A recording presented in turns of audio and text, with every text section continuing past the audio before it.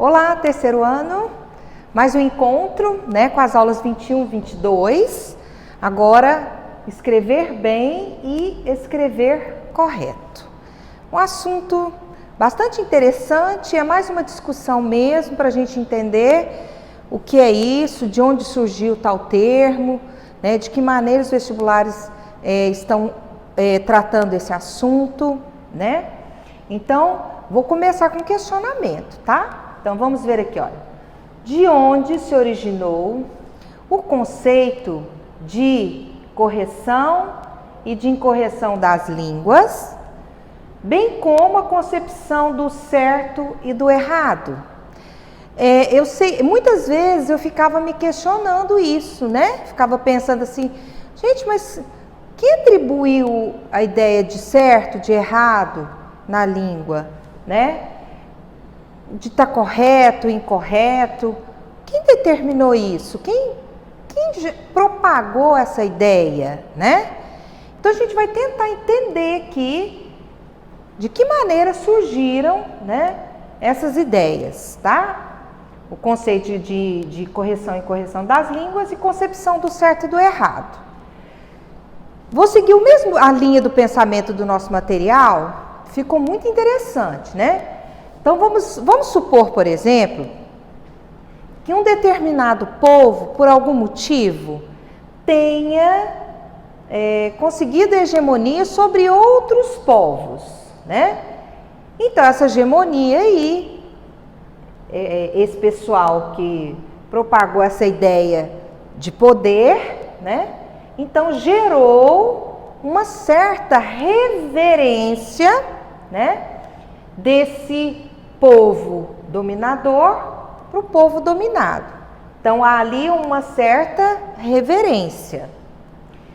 Vou filosofar um pouquinho, né? No pensamento de Aristóteles, ele explica que isso aí nada mais é do que um argumento de atributo. Como assim? Então ele fala lá que, por exemplo, o poder de um semideus, né, domina um deus, né? O deus domina o semideus. O poder de um ser humano mais importante, ele vai ser colocado de uma maneira reverenciada. E dentro da sociedade a gente percebe isso nitidamente, né? A pessoa que tem um certo status social, ela é reverenciada. Aqui não tem, né? Cabe o seu papel de apenas atribuir qualidades àquele ser que está numa escala superior a ele, tá? Então esse é o pensamento de Aristóteles. Bom, então quando se tem esse argumento de tributo, desse poder de um ser, de uma certa dominação sobre outro ser, ali o que ele vai ocorrer? Então, ocorre ali que esse costume, essa característica cultural desse povo, né, com certo poder, vai ser disseminada. E isso vai gerar um certo valor, né, para esse povo, e é aqui que surge o fruto do preconceito em cima disso aqui, né? Então, tem-se a ideia de que aquele grupo dominante vai ser atribuído a ele um certo valor e o ser dominado passa a achar que aquele valor, né, aquele costume, aquela característica que vai ser a mais importante. É aí onde surge esse fruto, né, o fruto do preconceito começa bem aqui, tá?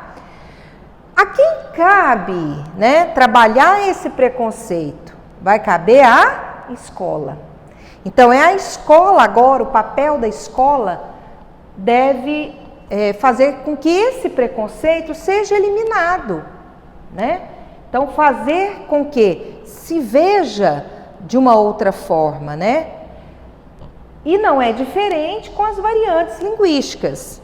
Então, surgem os costumes, as características cultural desse povo dominante, e o que não é diferente, a mesma coisa com as variedades linguísticas desse povo dominador, tá? Então, tem mais prestígio a variedade da classe dominante.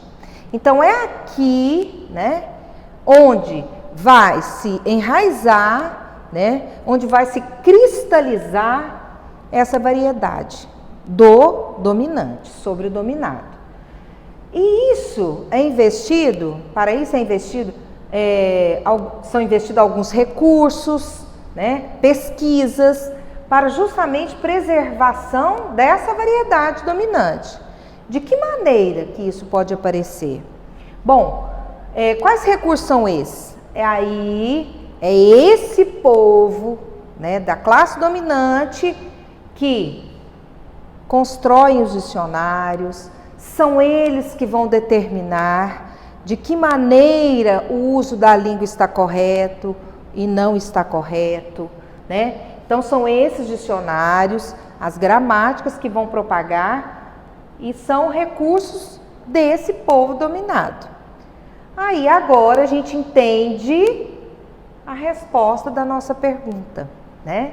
De onde se originou o conceito de correção e de incorreção das línguas, e bem como a concepção do certo e do errado. Agora a gente já entendeu de onde surgiram, né, essas ideias, tá certo? Bom, já viram quando alguém comenta assim que o outro, nossa, aquela pessoa fala bem, né? Então as pessoas ligam o falar bem e escrever bem, justamente tendo como norte esses recursos aqui, né, da língua, que norteiam essa ideia de certo e de errado. Então, a pessoa acha que escrever bem está intimamente ligado a escrever correto, né? Então, ali a gente vê diferenças bem claras entre, às vezes eu tenho uma pessoa que fala bem, mas na hora de produzir, por exemplo, o seu texto escrito, ela não consegue. Então, são contraposições que a gente vai entender no decorrer das experiências linguísticas, como é que isso ocorre. No material de vocês, tem explicando vários tópicos para a gente entender isso aqui. Então, ele coloca lá o que é falar bem e falar correto.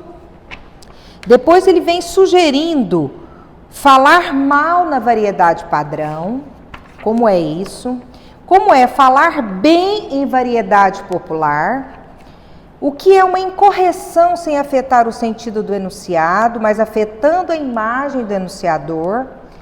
Ele vem correção e mau uso, exploração de uso de variedade popular para efeito de humor, e sugere também correção e bom uso. Em cada um desses tópicos, ele vem mostrando determinado texto para exemplificar essas ideias, para a gente chegar à conclusão do que seria o escrever bem e escrever correto, principalmente quando se vai produzir um texto, né? Então, ele dá bastante sugestões sobre esse processo, como é que se deve fazer.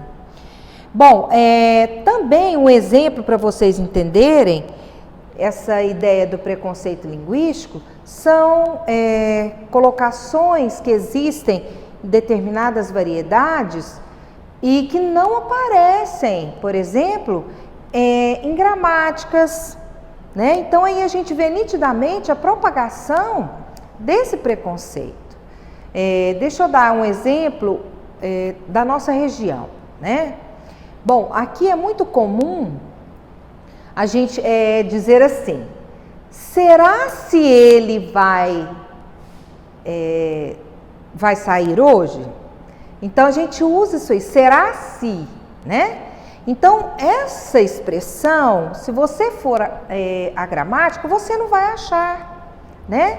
Então, a pessoa, né, o falante desse enunciado, vai achar que ele está errado.